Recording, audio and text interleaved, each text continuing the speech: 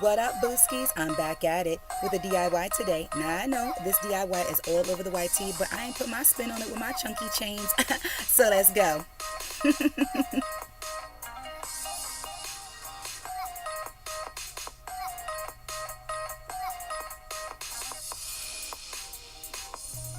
Okay, so these are the things you'll need for this DIY. Sandals, of course, a colored pen, push pens, pliers, and also needle nose pliers, a Sharpie to mark your chains, and of course, your chains. I got mine from Hobby Lobby. Look at all that go. Let's go.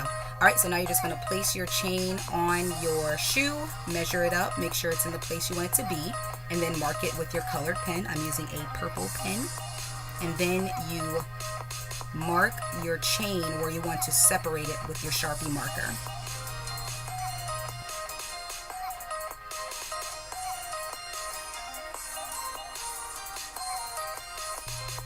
Okay, you see the part you marked? You're now going to grip it with your pliers and also your needle nose plier or another plier, whatever works best for you. And you're going to use your Incredible Hulk strength and pull that thing apart. It was quite difficult, so yeah, you're definitely going to need your muscles for that.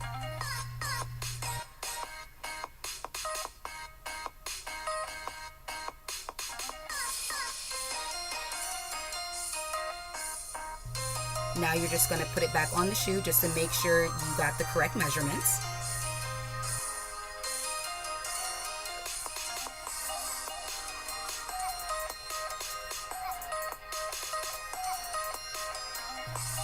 Now place your pen in the area where you want the next chain to lay.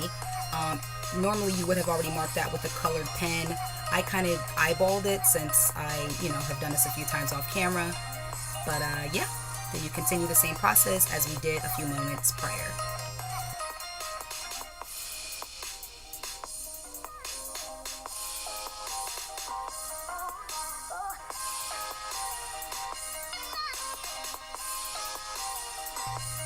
It is important to mark underneath where you put your push pen. You don't want to mark where the pen is actually sitting, because once you break it apart and place it on your shoe, it won't fit properly.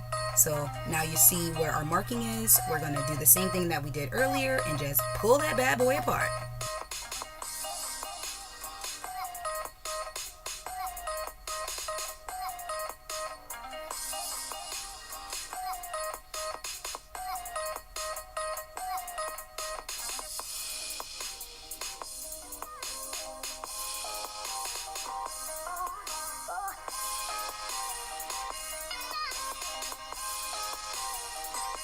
Now we have our 3 chains. It's important to keep them in the order that you measured on the shoe so that when you get ready to place it on your shoe, everything matches up accordingly.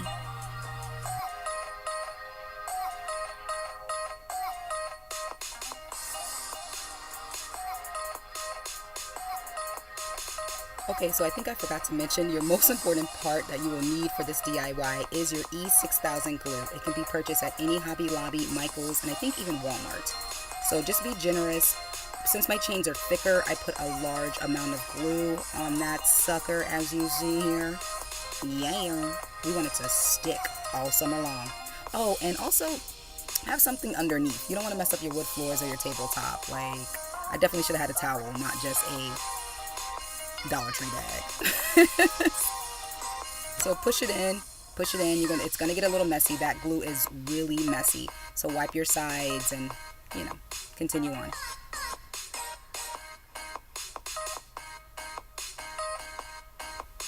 I also like to layer the top part of the chain, as you see here, just to ensure that it will stick and stay all summer long, boo.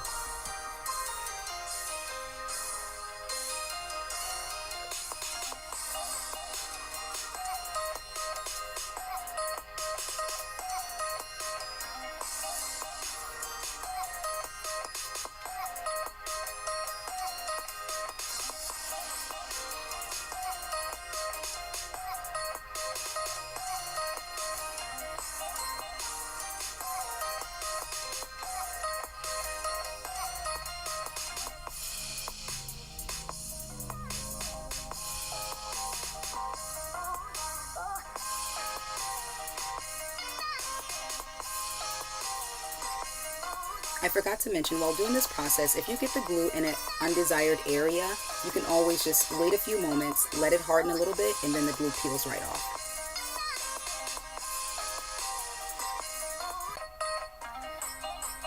This part is completely optional. Needle and thread to sew the ends of your chains down to ensure they stay the whole summer.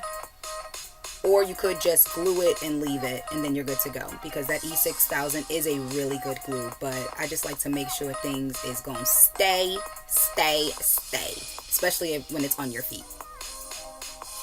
Oh, and I waited 24 hours before doing this part, because you don't want to be dealing with wet glue and trying to sew things. That is not going to work, boo. So if you do decide to do this part, just wait 24 hours and stitch it up.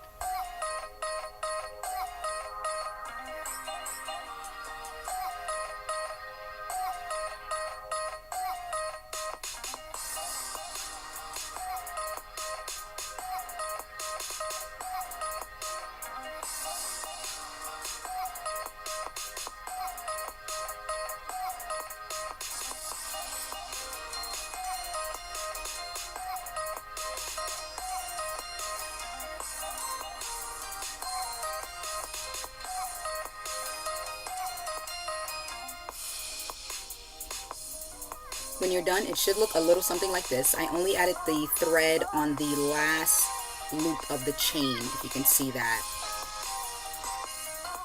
One more completely optional step is to put a base coat on that fake gold.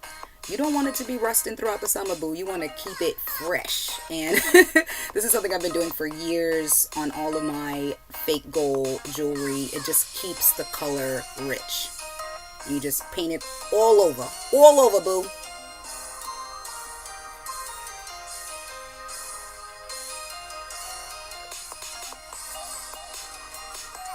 And voila, a super gaudy sandal for your summer activities. Whether it be the pool, the beach, somebody's beach house party, whatever, you ready.